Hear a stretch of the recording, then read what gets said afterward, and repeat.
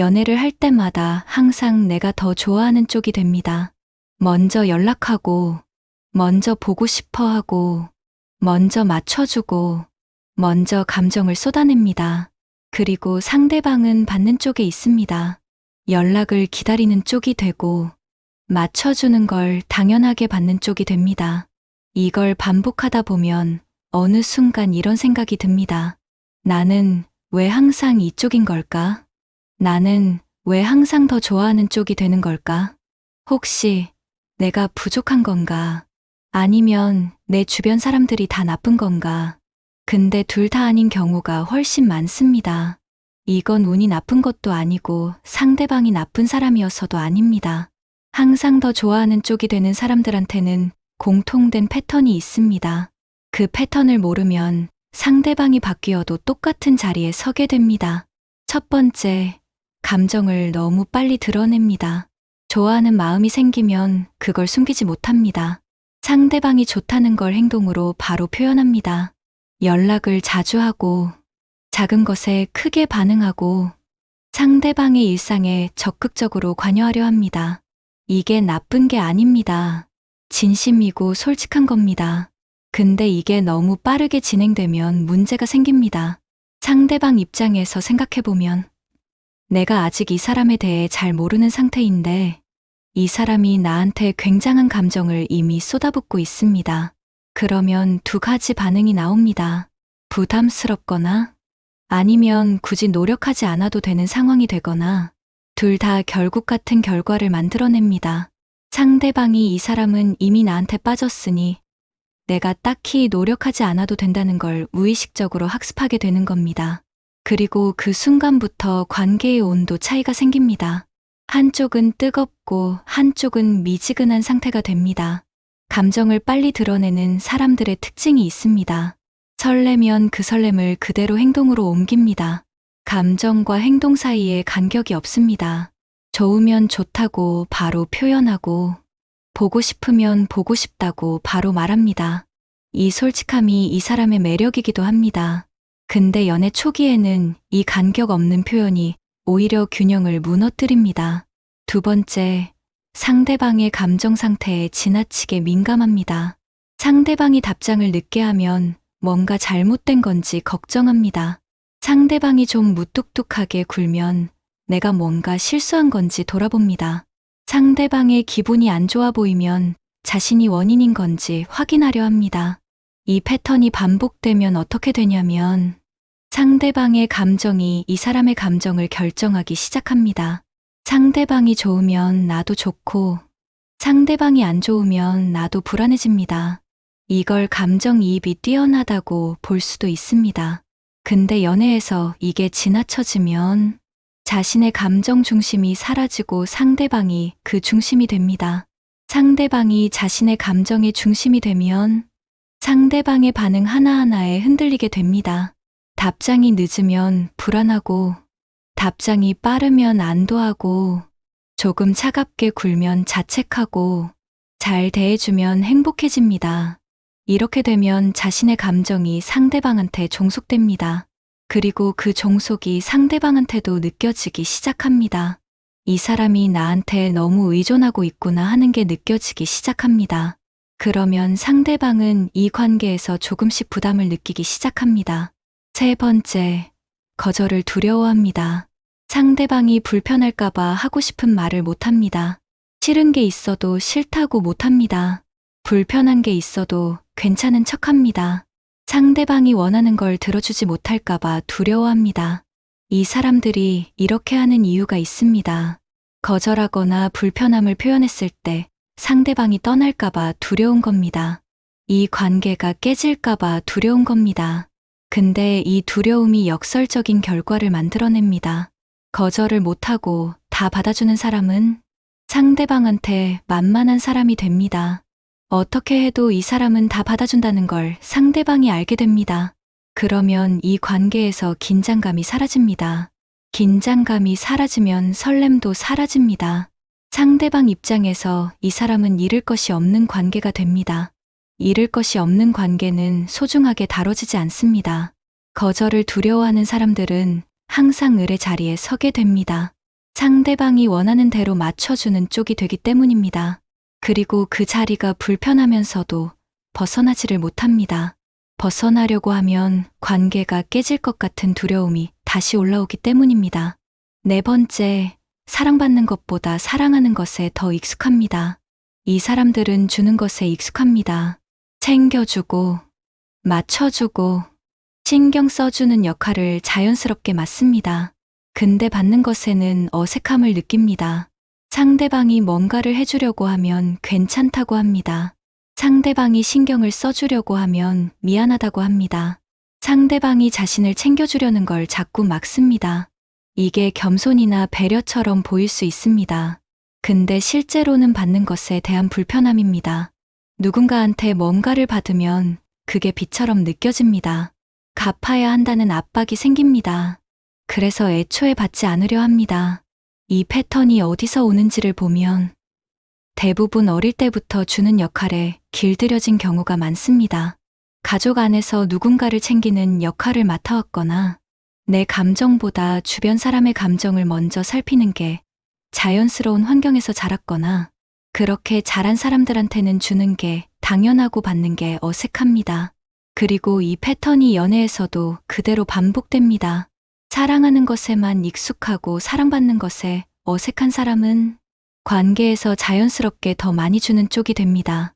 그리고 그 불균형이 쌓이면서 소진되기 시작합니다. 다섯 번째, 상대방의 가능성에 투자합니다. 지금 이 사람이 나한테 잘하지 않아도 나중에 더 잘해줄 거라고 믿습니다. 지금은 표현이 서툰 것 같지만 사실은 나를 많이 좋아하는 거라고 해석합니다. 지금 이런 행동을 하는 건 이런 이유가 있을 거라고 납득시킵니다. 이걸 이해심이 깊다고 볼 수도 있습니다. 근데 연애에서 이건 자기 합리화에 가까운 경우가 많습니다. 사람은 현재 행동으로 판단해야 합니다. 지금 나한테 이렇게 하는 사람이 나중에 갑자기 달라질 가능성은 낮습니다.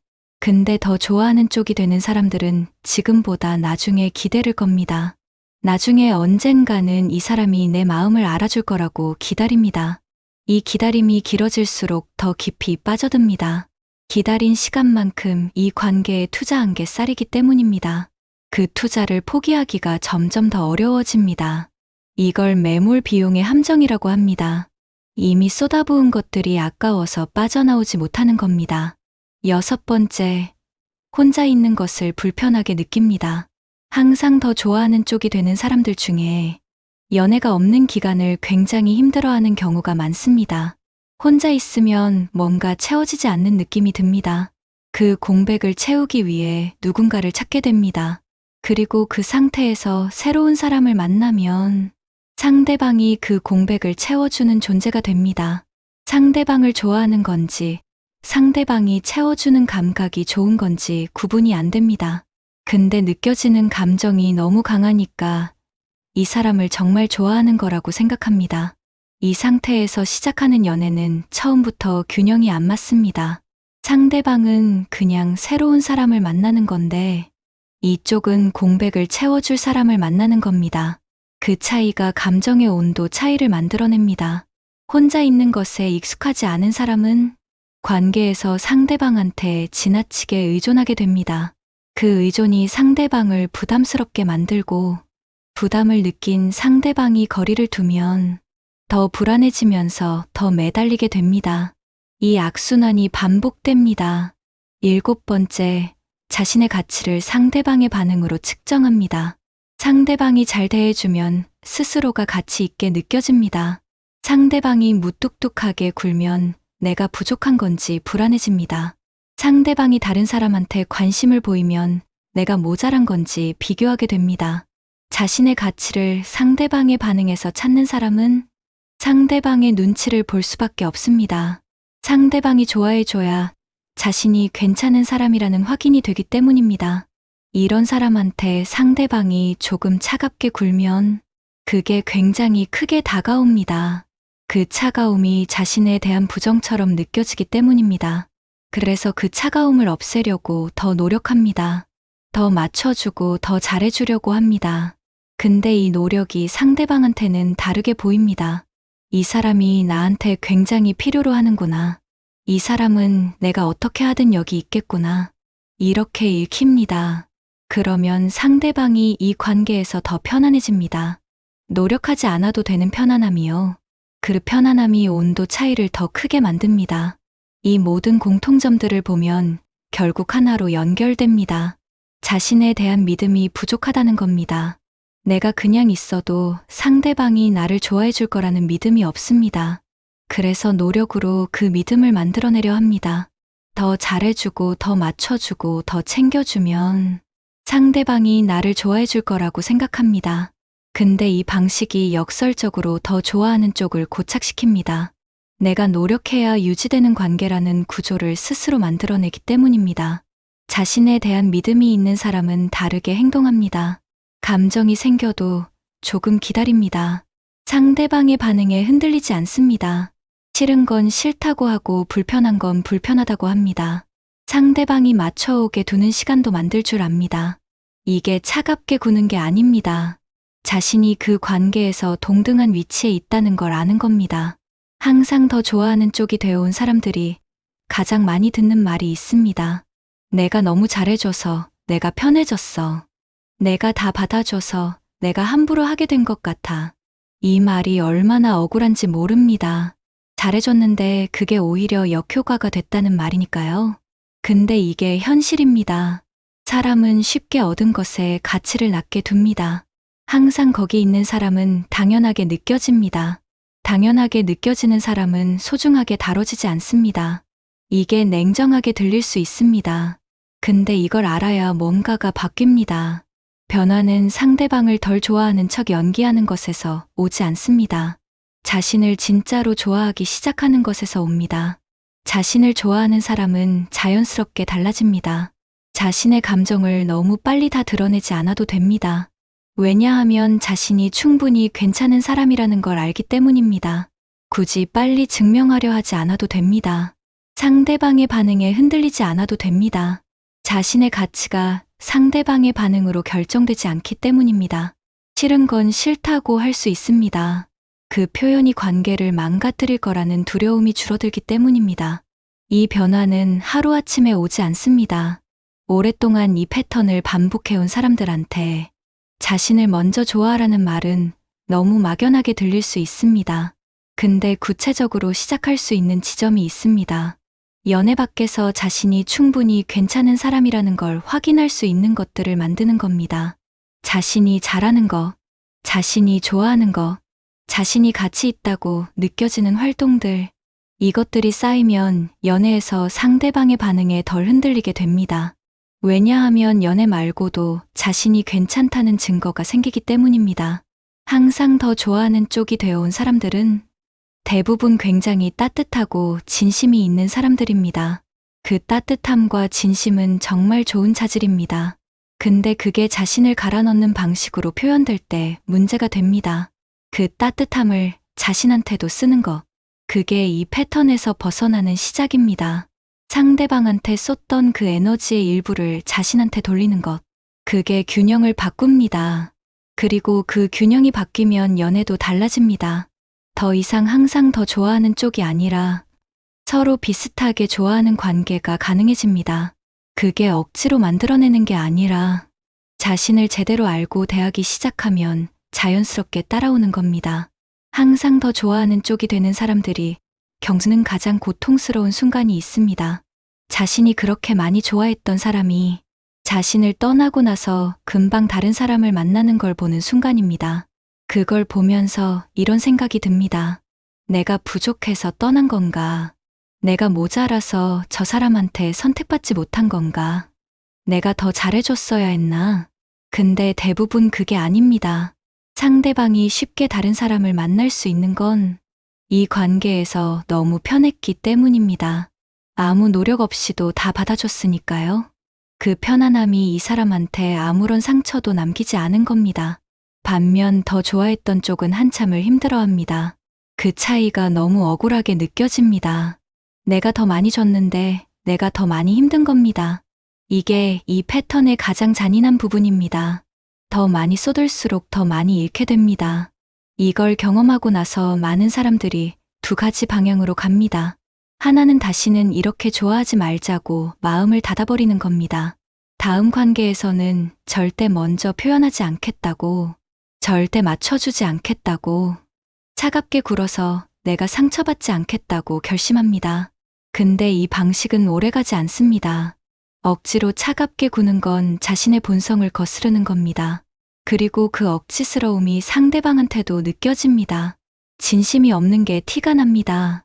또 하나의 방향은 왜 나는 이렇게 됐는지를 들여다보는 겁니다. 그리고 이 방향이 진짜 변화로 이어집니다. 항상 더 좋아하는 쪽이 되는 패턴은 대부분 오래된 겁니다. 어릴 때부터 형성된 관계 방식입니다. 누군가한테 사랑받기 위해 무언가를 해야 했던 경험이 있는 사람들이 많습니다. 그냥 있어도 사랑받는다는 걸 충분히 경험하지 못한 경우입니다. 사랑받으려면 잘해야 하고, 사랑받으려면 맞춰야 하고, 사랑받으려면 필요한 존재가 되어야 한다는 걸 어릴 때 학습한 겁니다. 이게 잘못된 학습입니다. 근데 그 학습이 너무 오래됐기 때문에 자연스럽게 느껴집니다. 연애에서도 그 방식이 자동으로 작동하는 겁니다. 이걸 알게 되면 조금 다르게 볼 수 있습니다. 내가 부족해서 이러는 게 아닙니다.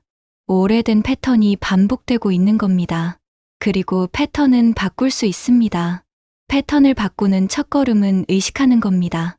지금 내가 이 행동을 왜 하는지를 잠깐 멈추고 보는 겁니다. 지금 연락하고 싶은 게 진짜 보고 싶어서인지, 아니면 상대방이 떠날까봐 불안해서인지, 지금 맞춰주는 게 진심으로 해주고 싶어서인지, 아니면 거절했을 때 상대방이 나를 싫어할까봐 두려워서인지, 이 두 가지를 구분하는 게 처음엔 쉽지 않습니다.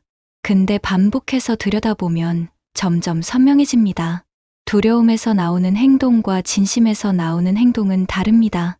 두려움에서 나오는 행동은 한 뒤에 찜찜합니다. 억지로 한 느낌이 납니다.